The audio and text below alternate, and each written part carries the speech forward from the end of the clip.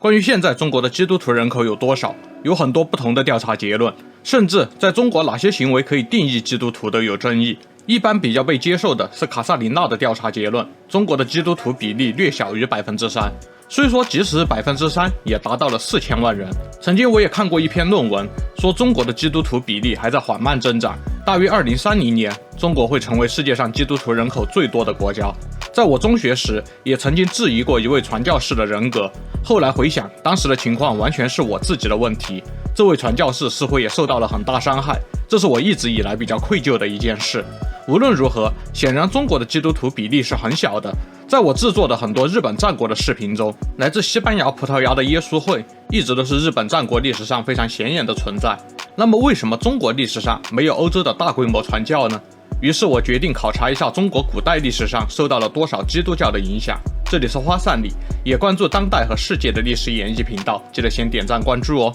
据说最早在中国传播基督教的是一位叫阿罗本的叙利亚人，他在公元635年来到长安，他向唐太宗请愿在中国传播基督教，太宗批准，并且指示将圣经的译本存入皇家图书馆。唐朝的建立本身就是依靠来自隋帝国西部的势力。也有人认为，在唐朝的扩张过程中，吸收了以粟特人为中心的中亚商人，也许这是唐王对于来自丝绸之路的思想比较开放的原因。总之，阿罗本带来的基督教就在中国成为了景教开始传播。公元781年，长安的基督教社区建立了一座纪念他们的成就的碑文，这就是著名的大秦景教流行中国碑。我想大家在历史教科书上都看过，这座石碑上记录了从阿罗本开始的在中国的景教基督教的业绩。据此我们知道，除了长安以外，还有多个城市也建立了教堂，并且由主教管理，组织运作非常的有序。而后唐朝在907年灭亡，五代十国时代到来，随着世俗世界陷入了惨烈的乱世，景教基督徒社区也走向了崩溃。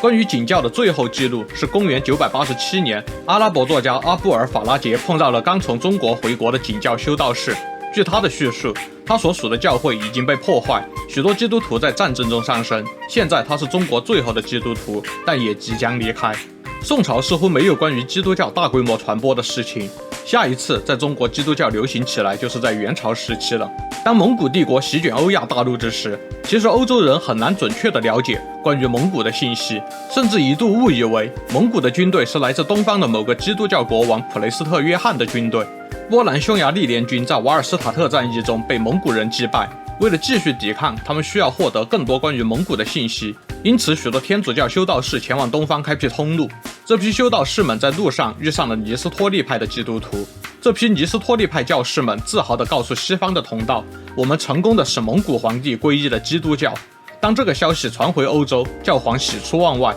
他派遣了更多的天主教传教士到蒙古帝国，他们的初始目的是让皇帝从尼斯托利派转信天主教，并且把天主教定为蒙古帝国的国教。但是其实他们误会大了，黄金家族的信仰是基督教最古老的对手多神信仰。当时的蒙古人对于宗教并没有特别的坚持，他们认为任何的宗教都有同样的通向神明的能力，他们直接让佛教徒、穆斯林、索罗亚斯德教徒等等各种宗教的神职人员一起住在皇帝的帐篷附近为皇帝祈祷，也不知道他们祈祷时神界的众神们是什么样的光景。尼斯托利派基督教徒只是这样的祈祷团中的一员，其实对于一神教的基督教来说，他们和其他的宗教的修道者一起为皇帝祈祷，不如说是蒙古皇帝使他们放弃了基督教信仰。总之，当教皇向皇帝派遣的使节到达时，完全是鸡同鸭讲。蒙古回信说，完全不能明白你们的意思，如果你们的国家想要臣服我们，那么我们要求国王亲自过来。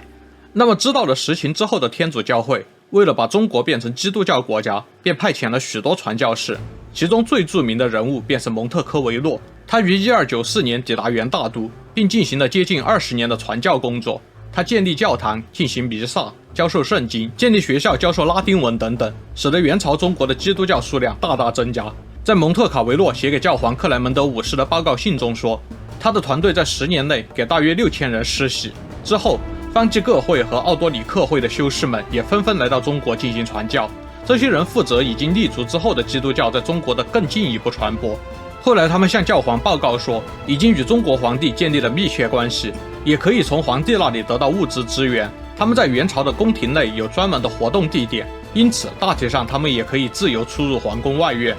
尽管元朝的皇帝们自己并未皈依基督教，但是一直为基督教的活动提供保护。这种保护一直持续到1368年元顺帝败逃漠北为止。之后，由于活动方式的变化，基督教在中国的传教活动一时衰落下来。从明朝开始，就到了我们熟悉的耶稣会的故事。同一时期，在战国日本积极活动的耶稣会，当然也没有无视中国，而且他们以澳门为中转站，反而更方便在中国的传教。从1583年耶稣会传教士利玛窦的到来开始，明朝的基督教传播活动再次启动。与对宗教宽容的元朝皇帝不同，明朝对文化的限制就大了很多。虽然明朝也允许利玛窦团队的传教活动，但是他们必须套用儒学的框架，借用一部分科举应试教育的形式来展示基督教。上帝之所以翻译为上帝，也是因为这一时期明朝官方的要求，要在尊奉天或者上帝这些中国传统的基础上进行传教。利玛窦等当时的耶稣会传教士们也允许皈依基督教的中国人进行传统的祭祖和祭孔等仪式，甚至在教堂里挂上敬天的牌子，也有些教会会挂上逝者牌位。这些做法其实是相当不符合天主教规矩的。另一方面，因为这种传教的方式，当时的中国人对基督教是一个完全不同的宗教的感觉也很淡薄，大多数都认为这是来自京城的另一种新发展的儒学。既然耶稣会这么识相，明朝官方也就没有特别压制他们的活动。在利玛窦1610年去世时，他在北京建立的教堂有大约2500名信徒。耶稣会的传教士带来了各种西洋物品和先进技术，也得到了重视。利玛窦本人作为半个技术顾问，为明朝廷提供帮助。他的继任者亚当·绍尔也曾在清朝被任命为钦天监监正，受命编制西洋历法。在明清之交，多米尼加派教会的传教士们向天主教会汇报了耶稣会在中国的传教方式。上述的明显背叛了信仰的行为，在罗马教廷中引发了轩然大波。最终，罗马教廷向耶稣会下达了明确命令，必须全面禁止中国信徒的祭祖和祭孔仪式。同时，他们也要求把该命令的副本转交给康熙皇帝。想当然尔，康熙勃然大怒。在当时清朝的宫廷定义中，中国是全世界的中心，有向世界辐射影响力的义务。而对于来自西方的基督教传教士们的关系定义是，传教士们脱离了罗马教皇的统治，来到中国寻求保护。现在看到传教士们依然在罗马教会的统治之下，并且教会要求清廷承认教会的行为方式，在清朝官方眼里这是绝不能接受的。此外，群众中也开始出现了各种谣言，比如传教士对重病人的眼睛涂油，是为了取出他们的眼球制作望远镜，或者是建立孤儿院收集小孩卖出去。这些谣言引发了社会不安，但是康熙基本上还是没有把路堵死。直到清廷还发现多米尼加派在无许可传教，而且他们的传教方式遵循了罗马教会的要求，并没有遵循清廷的限制。因此1723年，雍正帝宣布全面禁止基督教。再下一次基督教活动有组织的复活，是在洋务运动末期的1884年。随着2次鸦片战争后，欧洲各国与清朝签订了各种通商条约和特权条约，广州、厦门等等港口开放之后，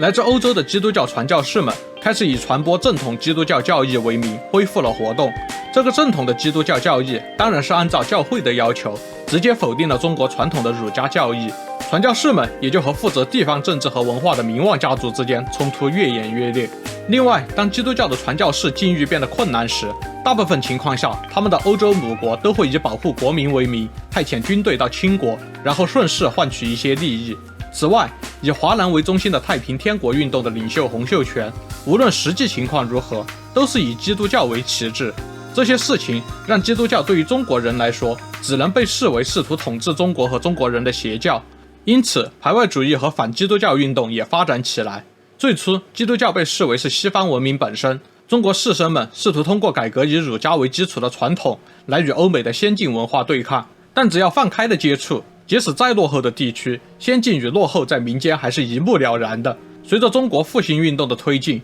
人们开始发现基督教带来的这些普遍实证主义的知识还真是好东西，对基督教和列强政府区别看待的看法也有了一定的影响力。不过这些都不是大问题，随着晚清的危机不断加剧，这些内部博弈平衡都会轻易的被外力打破。1895年，大清输了甲午战争，成为了进入近代之后对中国人思想冲击最大的事件。输给了英法还则罢了，反正别说是大清，你换成哪国也赢不了英法。这对人们的认知的冲击更多还是表现在原来海外还有强国，并不会强烈让人们发现大清内部的问题。但是当输给日本的消息传回国内，配合战败之前1-2天还在疯狂印刷的充满前线捷报的报纸，人们立刻对大清的制度产生了严重怀疑，打破儒家思想的呼吁迅速抬头，基督教的传播也就借着这阵东风，吸收了众多精英阶级的信众。清朝的最后20年的基督教就是在这样的环境下得以传播。清末时，传教组织的教育和医疗活动变得活跃，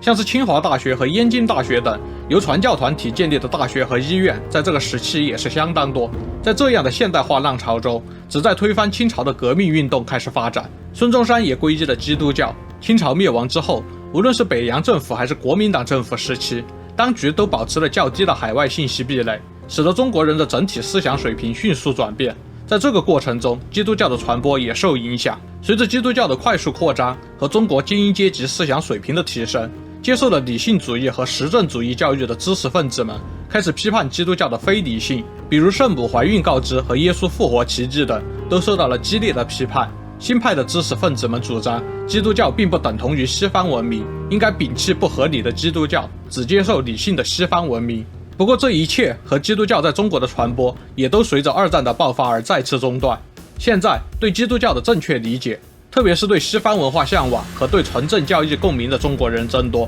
使基督教在中国的普及有了更自然的流程。但是这种思想有可能转化为对政权的批判。中国共产党对于党外组织的管理方式，也使得当局不可能接受这样一支团体，因而也有各种冲突。那么基督教在中国的故事大体就是这样。显然这个故事还会有下文，但那就需要关注新闻而不是历史视频的频道了。都看到这儿了，别忘了点赞订阅哦，我们下期再见。